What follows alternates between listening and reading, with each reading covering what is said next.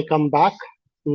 So we'll continue our discussion on this wind turbine technology, and what we have talked so far regarding the updates that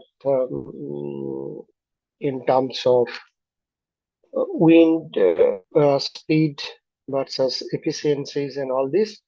Now, the next topic that we would like to talk about or little bit touch upon the turbine generators. Okay, so obviously these are electric generators.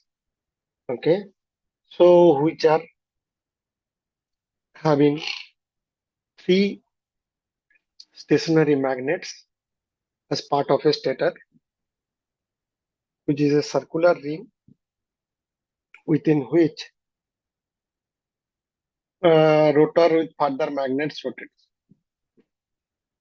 Where is wound around each of the stator magnet? The rotating rotor magnet induces the fluctuating voltage of each of the stator windings. And since the stator magnet is offset by 1/3 of the circumference, the current produced in each wire is also 1/3 of the adjacent one. The produces which called the three-phase AC alternative currents. Now we can see a schematic here. This is a two-phase synchronous generator.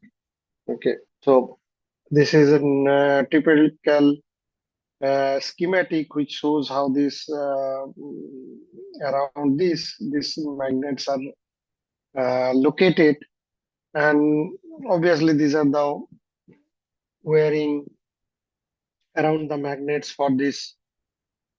I mean the electron flows which are essentially going to produce the electricity. So you look at the voltage versus time. This is three-phase AC current. So there would be this current is, so this shows that voltage versus time, and it's a different variation in the curve. Obviously, they have some phase difference. Okay. Now, typically in three-phase AC current, the frequency of the electricity produced by the generator rotor with one magnet would equal to the rotor frequency. So that from a rotor with two magnets would be twice the rotor frequency, because the rotor would need to rotate only half cycle to go from one to the next one, and so on. Typically, if you see the electricity in North America has 60 Hz, that means 60 cycle per second, but wind turbine rotor might rotate at 10 cycle per second. So in most of the turbine, a system gears is needed to step up from the turbine rotor speed to the required generator rotor speed. See, in India, it is a 50 cycle per second, so we have a kind of 50 Hz and things like that. So what it means that what your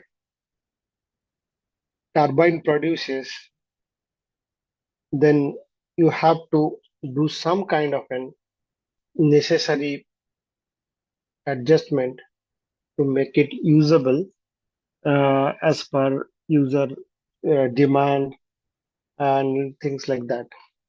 So there are some basic variant of the generator.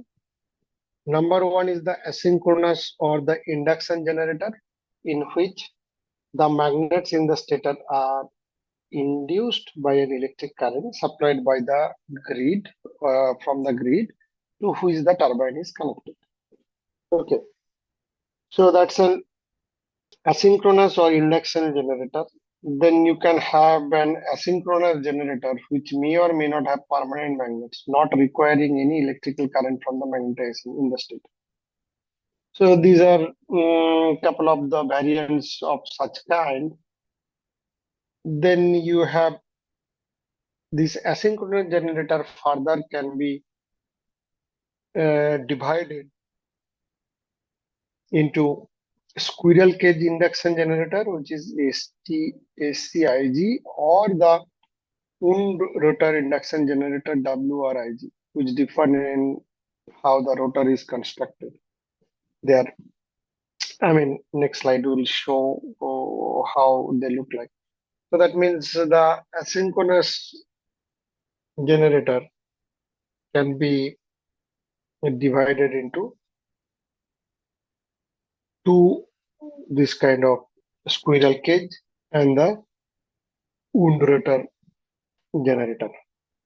Now, this is a schematic diagram of the squirrel cage induction generator.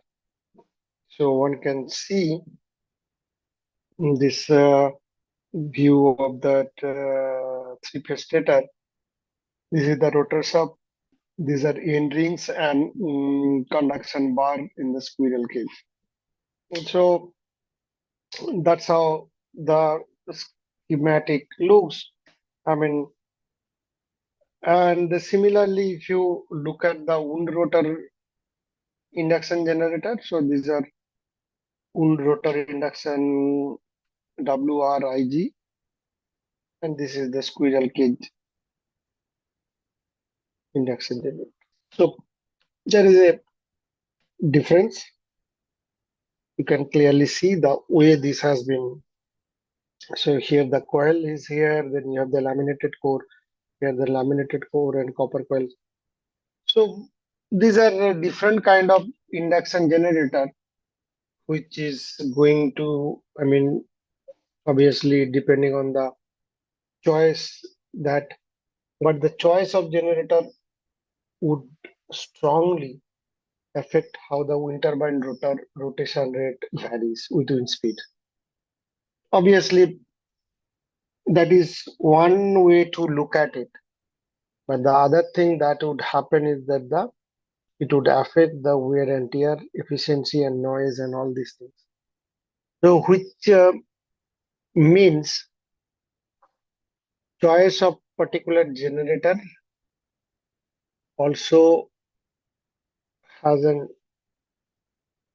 impact on the other issues which are kind of in terms of noise, uh, efficiency and all these things, losses. So now when you look at this asynchronous SCIG or WRIG, so if your generator rotor rotates at the same frequency as the electric field in the stator, then there will be no electricity would be produced. Whereas when the rotor of the generator rotates faster than the stator, a strong current is induced. The harder one cranks on the rotor, the more power that is transferred as electromagnetic force to the stator, so which is converted to electricity and fed to the grid. And the difference between the rotor and the stator frequencies is known as slip. At peak power, it is only a few percentage.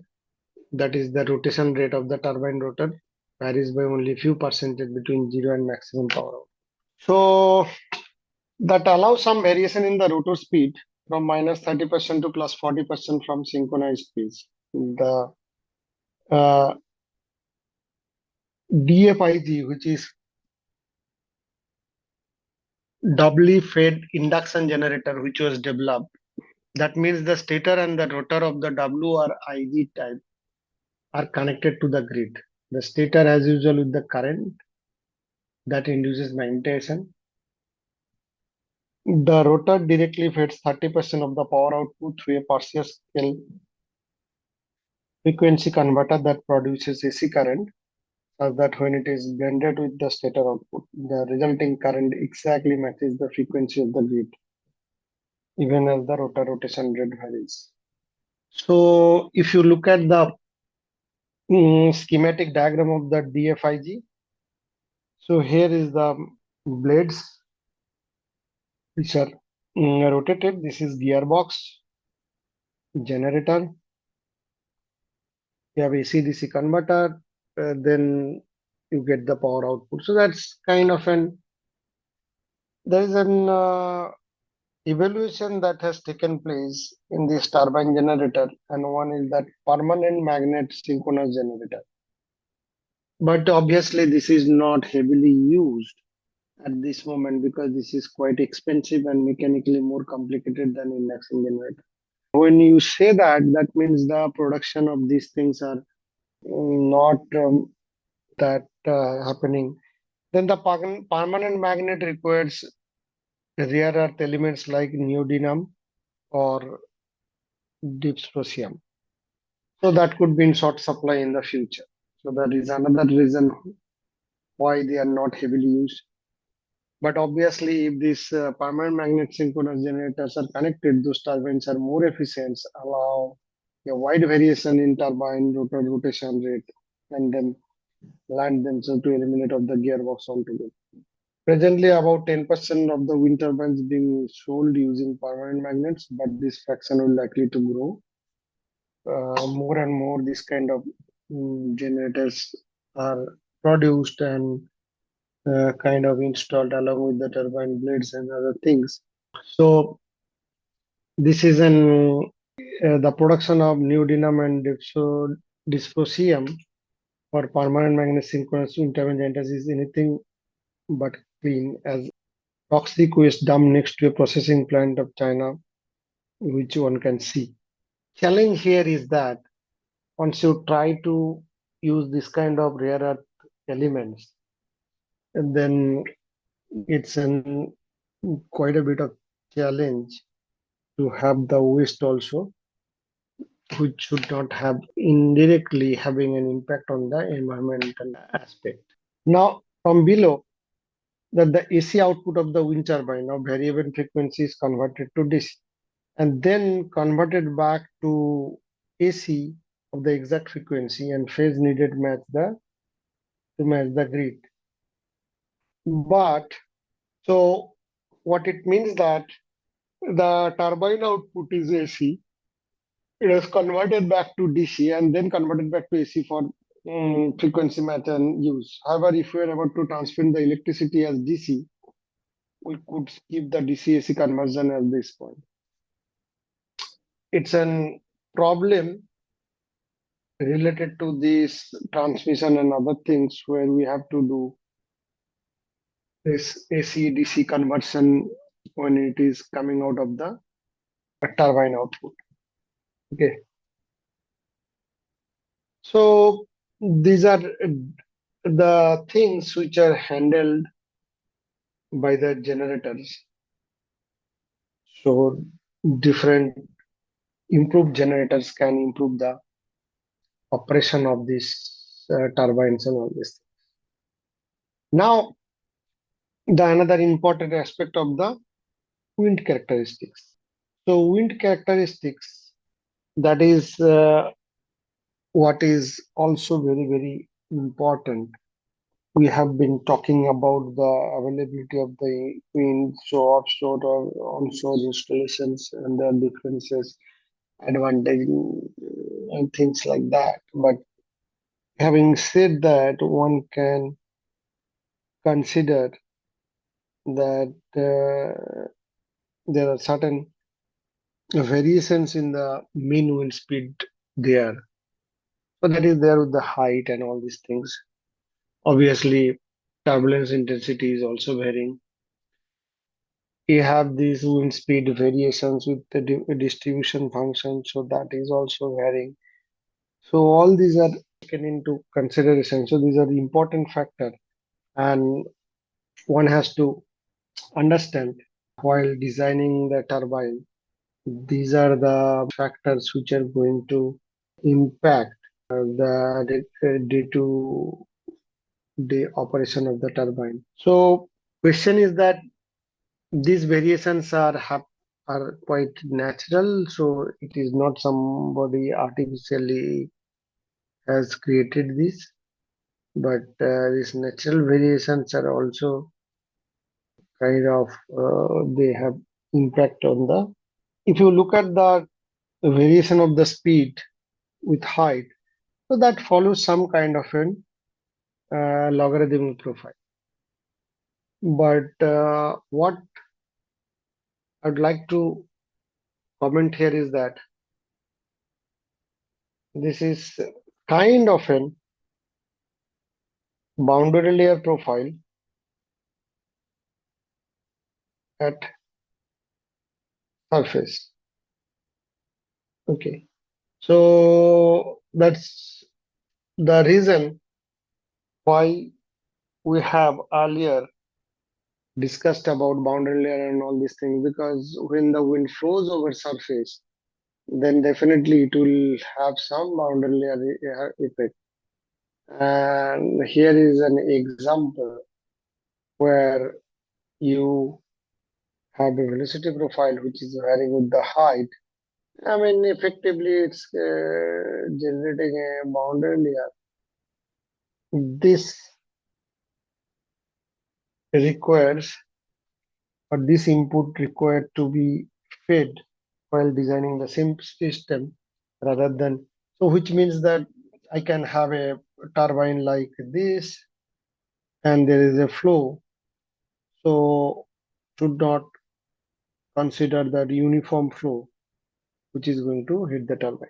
Obviously, the alternative representation with the height. So you at a particular height with the reference, you can with the height with put some polynomial to the power n. The logarithm relationship is theoretically valid in neutral atmosphere only, but this one doesn't have a theoretical, I mean, doesn't have a very strong theoretical basis, although it provides a very good fit, which is typically observed in atmospheric wind profiles. Again, we look at this. So now what we get, the power output of the wind turbine is multiplied with the efficiency, swept area, power density of the wind. So power density of the wind is half rho v cube. So that's what you get. Now coming back to the another important aspect of this is the Weibull distribution function. Now why that is important? We have talked about this. This distribution function are probabilistic or probability distribution function, which gives you an idea about the variation of any field with some space and time. Now, since wind speed kind of an fixed for a particular location and all these things, but what it is varying is that over the year, since the Earth rotation is different, hitting on the surface is different. So there is a variation in the speed. So that variation is there over the month, the variation is there over the week, the variation is there over the day, even within 24 there is a variation. So we take some kind of a probability distribution function with the in terms of Weibull distribution, which matches that distribution probably quite well. So that function is typically defined with some kind of an K by C. This is a definition. So C is the scale parameter, K is the shape factor, and these are kind of depends for a particular location. If you kind of measure the wind speed variation, then you can come up with these factors. I mean, how they look like and all these things. If you look at this Weibull wind speed distribution with C equals to 5 second and kappa is 1.6, you see this probability distribution function with the variation in the speed. So this is quite useful in terms of when somebody is like to design the system. Similarly, you can compare this Weibull distribution function and corresponding the cumulative probability for C equals to 5 and kappa 1.6.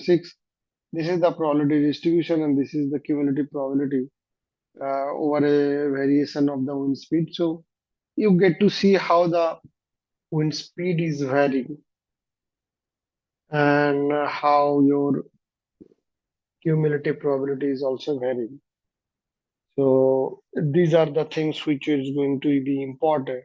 So what is important is that the mode is the wind speed where peak is the peak of the probability curves occur.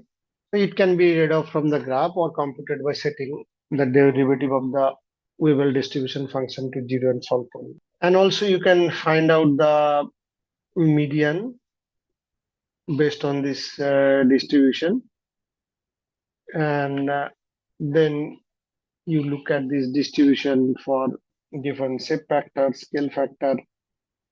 You find all C and kappa value for different situations. So they kind of, get distributed over. Now, here is an example which shows the interesting things. The two Weibull distribution, probability distribution with almost the same means wind speed, but a very different mean wind power. Okay, one case the kappa is 1.6, other case 2.4. So you can see even you can have almost same mean wind speed, but they are having different mean wind power. This is the probability and all this. So you can see that differences with and that happens is that when you try to find out the mean wind power and things like that, then you need to integrate that curve. So whole point is that the wind power varies nonlinearly with the wind speed. So the mean or average wind power for a given mean wind speed depends on the shape of the probability distribution on either side of the mean wind speed. And the mean wind power based on wind power computed at many different wind speed and then weighted by probabilities is about twice the wind power computed once. So they are going to be different. One can see a smaller k means a more spread out. This is smaller scale. This is medium K wind speed distribution. So more winds at both very high and very low wind speed, but the high wind speed proportionally contribute to the wind power due to cubic dependencies. So the mean wind power is greater at a given mean wind speed with smaller k. So this is clear more from this comparison chart. If you see here, it's computed the average wind speed. So basically wind power is computed using average wind speed and the distribution. So here is the average wind speed 3579. So if you look at the wind power at average wind speed, so you get 1675 207 439 like that. So this is based on the average wind speed and you calculate with all this. Now, typically the wind speed varies and there is a distribution. Now, due to that distribution, let's say the distribution have a kappa factor 1.6 to or 2.4. That can be also variation, but what pointing out to this particular thing is that now, if you have a distribution and then using that distribution, if you find out the wind power, then you can see it is quite higher than what we have obtained based on the mean wind power. So now there is a different kappa factor, but nevertheless, these factors are quite less than these factors do. So that means for a given location, it is very, very important to know the wind speed distribution or the wind speed characteristics.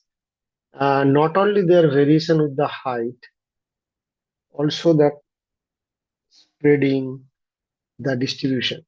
Because the distribution, if you consider the distribution, then obviously you can estimate or generate more power rather than if you try to see, okay, my average, I would like to compute the power based on average wind speed. Always you are going to get the low value of that.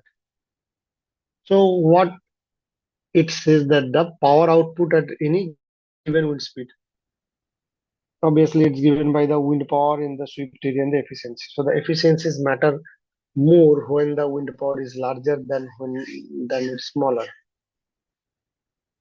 and approximate mean efficiency will involve the efficiency at each wind speed times probability of that wind speed interval and that divided by the mean power.